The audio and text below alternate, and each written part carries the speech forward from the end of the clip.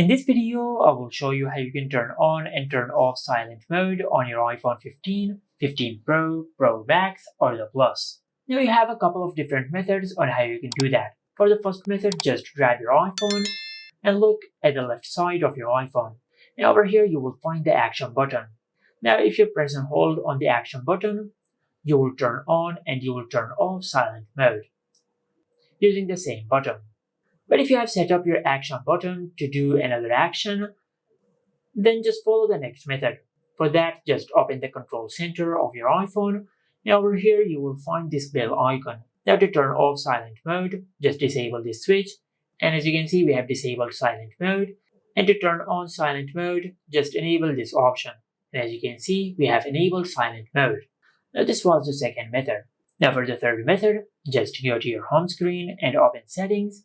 And under settings, just scroll down and tap on sounds and haptics. And over here, you will find the silent mode switch. Now to disable silent mode, just disable this toggle and silent mode will be turned off. But if you want to enable silent mode, you can enable this toggle. And this is it. Make sure to like, comment, and subscribe. Thank you for watching.